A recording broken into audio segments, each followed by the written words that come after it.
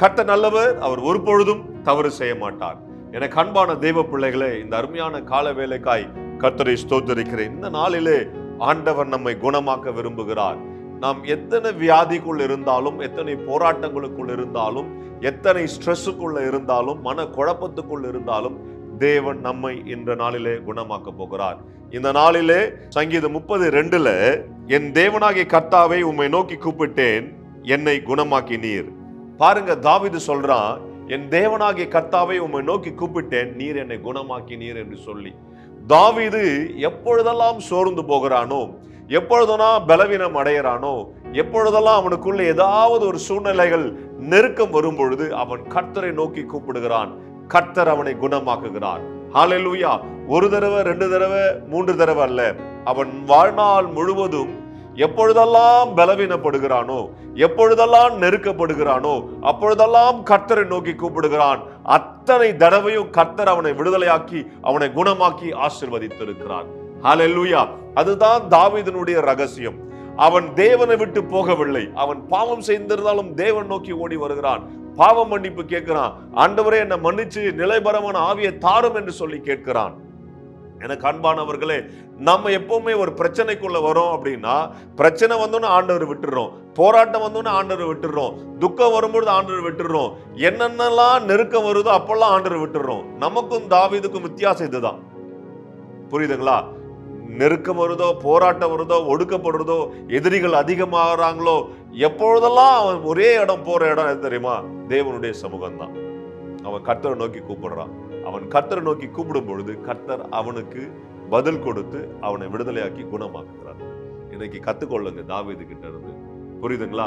ஏன்னா பிரச்சனையா சர்ச்சுக்கு போக மாட்டேன், பைபிள் வாசிக்க மாட்டேன், ஜெபிக்க மாட்டேன்.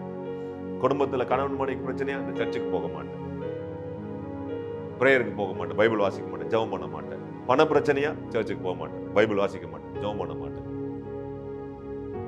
எந்த பிரச்சனை வந்தாலும் நான் சர்ச்சுக்கு போக மாட்டேன், பைபிள் வாசிக்க மாட்டேன். இதேதானா? அன்பானவர்களே, தாவீது இன்னைக்கு ராஜாவாய் மாறினதுக்கும் சக்சஸ்ஃபுல்லா ராஜாவா மாறினதுக்கு காரணம் ஒண்ணுதான். எந்த நேரத்திலும் எப்பட்டும் நான் நெருக்கப்பட்டு ஒடுங்கி நான் போவதில்லை.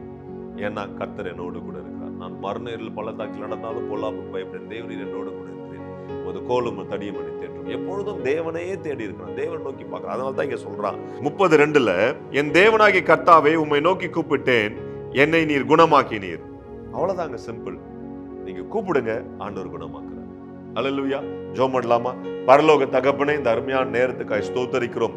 அன்பு பிள்ளைகள் தங்கள் இடுக்கண்ல, தன் வேதனையில, தன்னுடைய ஆண்டவர் டிப்ரெஷன்ல, ஆண்டவரே போராட்டத்துல உம்மை நோக்கி கூப்பிடுகிறார்கள். கர்த்தர் நீர் பலமாய் அவர்களை ஆண்டவரை நோக்கி கேட்டு அவர்களை விடுதலையாக்கும்படியா ஜெபிக்கிறேன். அவர்களை குணமாக்கும்படியா அவருடைய சமூகத்துல வருகிறேன். அப்பா, தேவரின் என்ன வியாதி இருந்தாலும் இந்த நாளிலே அவர்களை விடுதலையாக்கும்படியா ஜெபிக்கிறேன். தெய்வீக சுகமும் தேவனுடைய ஆசீர்வாதம் இறங்கும்படியா கட்டளையிடுகிறேன். இரக்கம் பாராட்டி அருளும் ஆண்டவரே, நீரே அற்புதம் செய்யும். குணமாக்கினீர் என்று விசுவாசிக்கிறேன். தாவீதை குணமாக்கினது போல அன்பு பிள்ளைகளும் குணமாக்கி விசுவாசிக்கிறேன். இயேசுவின் நாமத்தினாலே ஆமென், ஆமென், ஆமென். என் அன்பானவர்களே, ஆண்டவர் உங்களை குணமாக்கினார். உங்க வாழ்க்கையில தோல்வி இல்ல, கர்த்தர் ஜெயத்தை வச்சிருக்கார். God bless. Hello, praise the Lord. Daily blessing wordsக்காக நீங்க எங்கிட்டு இருக்கீங்களா? இல்ல டெய்லி வார்த்தைகள் உங்களை வந்து ரீச் ஆகணும்னு நீங்க நினைக்கிறீங்களா? ப்ளீஸ் எங்களை வந்து யூடியூப்லயும், இன்ஸ்டாகிராம்லயும், ஃபேஸ்புக்லயும் ஃபாலோ பண்ணுங்க. கீழே ஆண்டில்ஸோட நேம்ஸ் கொடுக்கப்படும். ஸோ டெய்லி மெசேஜ்க்காகவும், அனாயிண்டிங் வேர்ட்ஸ்க்காகவும், டங்ஸ்ல நீங்க பேசணும்னு நினைக்கிறீங்களா? அதுக்காக வீடியோஸ் நாங்கள் அப்லோட் பண்ணியிருக்கோம். அது மாத்திரம் இல்லை, இன்ஸ்டாகிராம்ஸ்ல டெய்லி உங்களை கேட்கும்படியாக வார்த்தைகள் வந்து அப்லோட் பண்ணப்படுது, போஸ்ட் பண்ணப்படுது. அதை பார்த்து ஃபாலோ பண்ணி நீங்க ஆசீர்வாதம் அடையணும் நாங்கள் விருப்பப்படுறோம். ஸோ எங்களோட இன்ஸ்டாகிராம் ஹேண்டில்ஸ் இங்க போடுவாங்க, Facebook ஹேண்டில்ஸ் இங்க போடுவாங்க. அது மாத்திரம் இல்லாம எங்களோட யூடியூப் சேனல்ஸ் இருக்கு, சப்ஸ்கிரைப் பண்ணுங்க.